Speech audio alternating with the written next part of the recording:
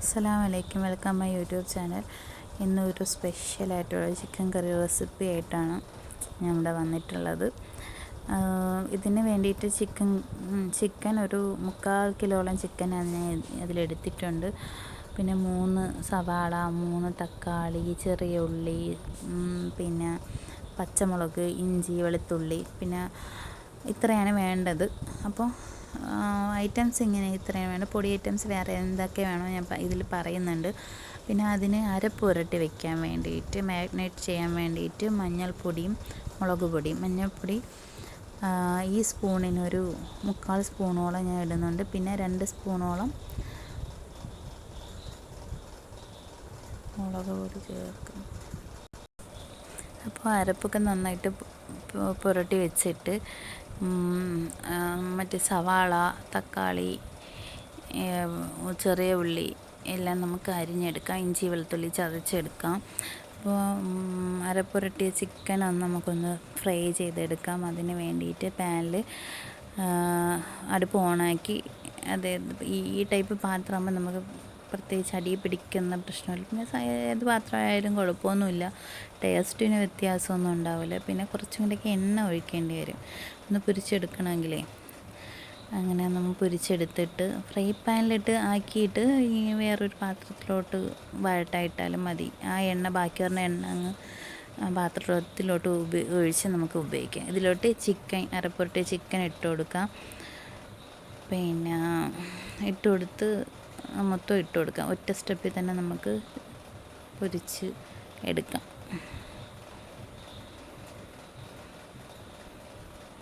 ചെറിയൊരു ബ്രൗൺ നിറമാകുമ്പോൾ നമുക്ക് അത് കോരിയെടുക്കാവുന്നതേ ഉള്ളൂ. ഒരുപാട് ഡാർക്ക് നമ്മൾ ചിക്കൻ ഫ്രൈ നമ്മൾ അല്ലാതെ സെപ്പറേറ്റ് പൊരിച്ചെടുക്കില്ലേ, അങ്ങനെ സൈഡായിട്ട് കഴിക്കാൻ ഉപയോഗിക്കില്ല. അങ്ങനെ അത്ര ഫ്രൈ ഒന്നും വേണ്ട, ചെറുതായിട്ടൊന്ന് ബ്രൗൺ ആക്കി എടുത്താൽ മതി. അതിനെ ഒന്ന് പാനിൽ ലെവൽ എന്നതാണ്. അപ്പം ഒന്നിൻ്റെ മേലെ ഒന്നായിട്ട് കിടക്കണേക്കാം കറക്റ്റ് ഫ്രൈ ചെയ്ത് കിട്ടുമല്ലോ.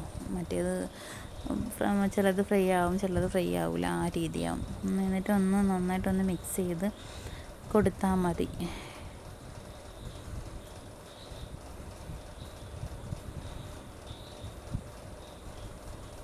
ഒന്ന് മിക്സ് ചെയ്ത് കൊടുക്കാം.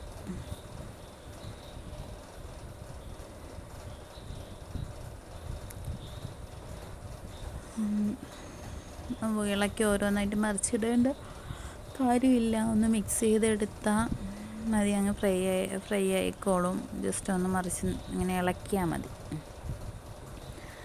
ജസ്റ്റ് ഒന്ന് ഇളക്കിയത് ചെറിയൊരു ബ്രൗണായി തുടങ്ങി. അങ്ങനെ ഇളക്കിയിട്ട് നമുക്കത് ബൗളിലോട്ട് മാറ്റാവുന്നേ ഉള്ളൂ. ഇതൊന്ന് മിക്സ് ചെയ്ത് ബൗളിലേക്ക് മാറ്റാം. എന്നിട്ട് അതിൽ ആ എണ്ണ ഫ്ലെയിം ഓഫ് ചെയ്തിട്ട് വേണം മാറ്റാൻ, അല്ലെങ്കിൽ കരിഞ്ഞു പോകും കേട്ടോ. പിന്നെ നമുക്ക് ആ ബാക്കി വന്ന ശകല എണ്ണയാണെങ്കിൽ നമുക്ക് ഉപയോഗിക്കാൻ പറ്റത്തില്ല. ഇപ്പം അതിൽ കുറച്ച് എണ്ണ ഉണ്ട്, അതിൽ കൂടെ കുറച്ച് എണ്ണയും കൂടെ ഒഴിച്ചിട്ട് നമുക്ക് സവാള വഴട്ടെടുക്കാം. സവാളയും ഉള്ളിയും അതിലോട്ട് ഇട്ട് കൊടുക്കുന്നുണ്ട്, അത് നന്നായിട്ട് വഴണ്ട് കിട്ടാൻ വേണ്ടിയിട്ട്. ഇച്ചിരി ഉപ്പ്, രണ്ടും വഴട്ടി നന്നായിട്ട് വഴണ്ട് ചെറിയൊരു ബ്രൗൺ നിറം ആയിട്ട് മറ്റ് ഐറ്റംസ് ഇട്ട് കൊടുത്താൽ മതി. ഇത് നല്ല സൂപ്പറായിട്ടുള്ള വെറൈറ്റി ടേസ്റ്റുള്ള ചിക്കൻ കറിയാണ് കേട്ടോ. എല്ലാവരും ഉണ്ടാക്കി നോക്കണം. ഉണ്ടാക്കി നോക്കിയിട്ട് എന്തരായാലും നിങ്ങൾക്ക് ഇഷ്ടപ്പെടാതിരിക്കത്തില്ല, അത്ര ടേസ്റ്റാണ്. അത് ഞാൻ പറഞ്ഞത് ചിലപ്പോൾ നിങ്ങൾക്കത് മനസ്സിലാവണമെന്നില്ല. അത് നിങ്ങൾ തന്നെ ഉണ്ടാക്കി നോക്കിയിട്ട് എനിക്ക് കമൻറ്റ് ഇടും, കൊള്ളാമോ ഇല്ലയോ.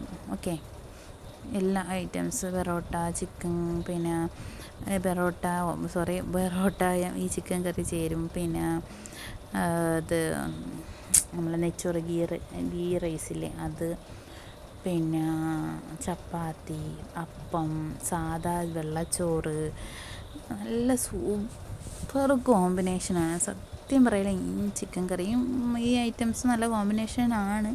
പക്ഷേ ഈ ടൈപ്പ് ചിക്കൻ കറി ഈ രീതിയിൽ നിങ്ങൾ വെച്ചിട്ട് ഇതിൻ്റെ കൂടെയൊക്കെ ഒന്ന് കഴിച്ചു നോക്കണം. അടിപൊളിയാണ്. നന്നായിട്ട് വഴറ്റി ഉപ്പൊക്കെ ഇട്ട് കൊടുത്ത് നന്നായിട്ടൊന്ന് ഇളക്കി വഴറ്റി അടച്ച് വയ്ക്കുക. അടച്ച് വെച്ച് ഒരു ബ്രൗൺ കളറാവുമ്പം നമുക്ക് എന്ത് ചെയ്യാം, അതിലോട്ട് മറ്റു ഐറ്റംസ് ഇട്ട് കൊടുക്കാം. ബ്രൗൺ നിറാവണ വരെ ഇട്ടേക്കണമെന്ന് വെച്ചാൽ ചിക്കൻ നമ്മളൊന്ന് ജസ്റ്റ് ഒന്ന് ഫ്രൈ ചെയ്തിട്ട് എടുത്തതല്ലേ, അപ്പോൾ അതൊന്ന് നന്നായിട്ടൊന്ന് എല്ലാ കാര്യങ്ങളും കഴിഞ്ഞ് നമ്മൾ ഗ്രേവി ആകുമ്പോൾ ചിക്കനൊക്കെ ഗ്രേവിയുടെ ഒരു ഇത് ടൈം ആകുമ്പോൾ നമ്മൾ ചിക്കനൊക്കെ ഇട്ടൊന്ന് നല്ല തിളച്ച് നമ്മളിങ്ങ് എടുക്കും. അതായത് നല്ല ഒന്ന് വെന്തതായിട്ട്. അപ്പോൾ ഈ സവാള മുഴുവനെ ഒരുമാതിരി അങ്ങ് കിടക്കും. അപ്പോൾ ഒന്ന് വഴണ്ട് ഒന്ന് ബ്രൗൺ കളറായി കഴിഞ്ഞാൽ ചിലപ്പോൾ നമ്മൾ ഈ ചിക്കനൊക്കെ ഇടുമ്പോൾ അങ്ങ് നന്നായിട്ടൊന്ന് വെന്തങ്ങ് ചേരും. എന്നിട്ട് ഇഞ്ചി വെളുത്തുള്ളി പച്ചമുളക് ഇത് ഇത്രയും ചതച്ചത് അതിൽ കൂടെ ഇട്ട് നന്നായിട്ട് ഇളക്കി പച്ചമണം മാറ്റിയെടുക്കണം. എന്നിട്ട് മാത്രമേ തക്കാളി ചേർക്കാവൂ. നന്നായിട്ട് വഴണ്ട് വന്നിട്ടുണ്ട്. ഞാൻ ഒന്ന് സ്റ്റോപ്പ് ചെയ്തിട്ടാണ് പിന്നെ അത് അടുത്ത് കണ്ടിന്യൂ ചെയ്തത്. അപ്പം നന്നായിട്ട് പച്ചമണം മാറിയതിന് ശേഷം തക്കാളി ഇതുകൊണ്ട് സവാള 2-3 പീസ് അതിൽ കിടന്ന് അതാണ് ഇട്ടതിന് ശേഷം അത് കണ്ടത്. അത് സാരമില്ല, അതിൽ കൂടെ വെന്തങ്ങ് ചേർന്നോളും.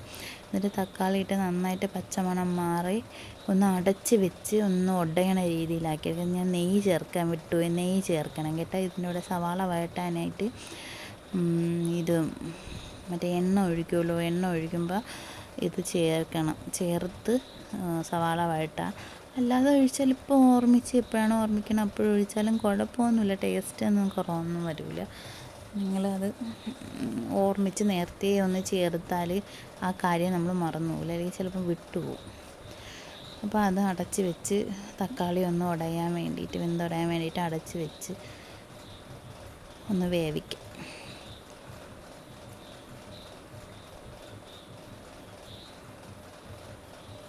അടച്ച് വെച്ച് വേവിക്കുമ്പോൾ പെട്ടെന്ന് അങ്ങ് വേവും. തുറന്ന് വെച്ചാൽ ചിലപ്പോൾ പെട്ടെന്ന് വെള്ളം അങ്ങ് വലിഞ്ഞ് ഇതാവുകയും ചെയ്യും, വേവത്തുമില്ല. അപ്പോൾ അടച്ച് വെക്കുമ്പോൾ ആ ഒരു ആവിയിലിരുന്ന് അങ്ങ് വേവും.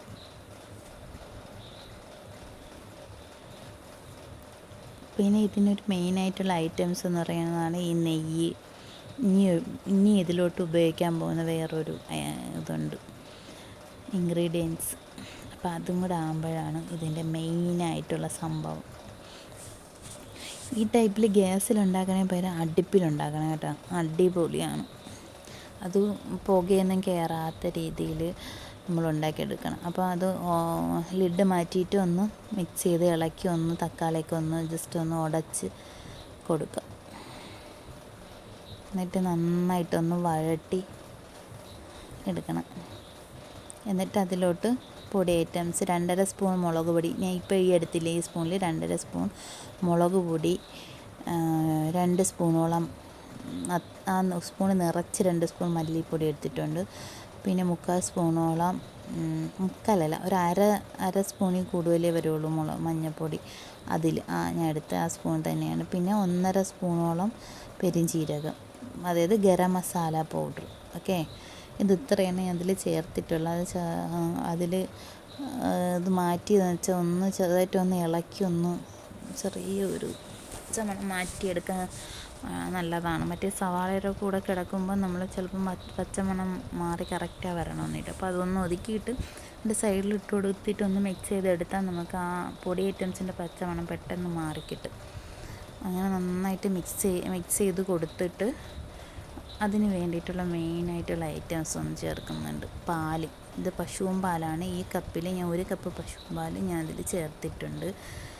ഇനി 1/2 കപ്പോളം വെള്ളം ചേർക്കുന്നുണ്ട്. ആ കപ്പിൽ തന്നെ ഞാൻ എടുത്തത്. 1/2 കപ്പോളം വെള്ളം ചേർക്കുന്നുണ്ട്. എന്നിട്ടൊന്ന് മിക്സ് ചെയ്ത് നോക്കുക.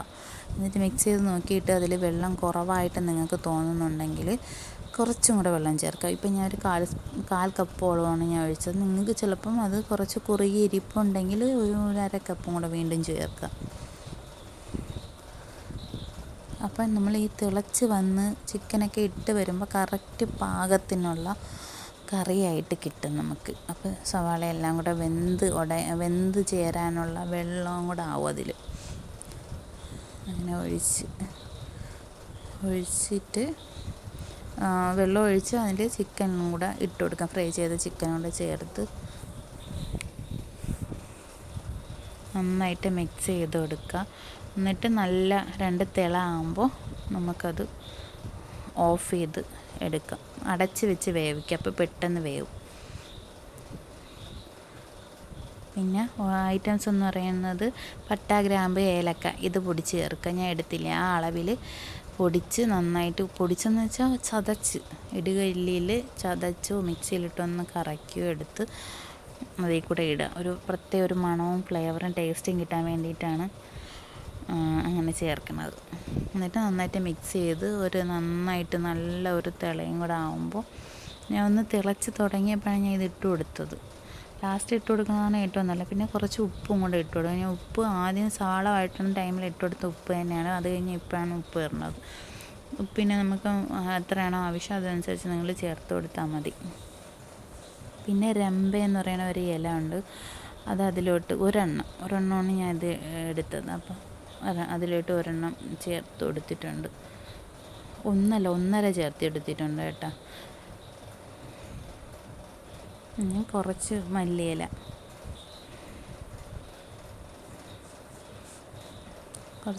എന്ന് വെച്ചാൽ ഞാൻ ഇപ്പം എടുത്തില്ലേ, ഇതിൻ്റെ പകുതി ഞാൻ അതിലിടുന്നുള്ളൂ, മൊത്തം ഇടുന്നില്ല. ഞാൻ കുറച്ച് നെച്ചോറും കൂടെ ഉണ്ടാക്കുന്നത് കൊണ്ട് ഞാൻ അതിനും കൂടെ വേണ്ടിയിട്ടാണ് ആ മല്ലിയില എടുത്ത് അത്രയും മല്ലിയില കാണിച്ചത്. പക്ഷേ അതിൻ്റെ പകുതിയെ ഞാൻ ഇടുന്നുള്ളൂ.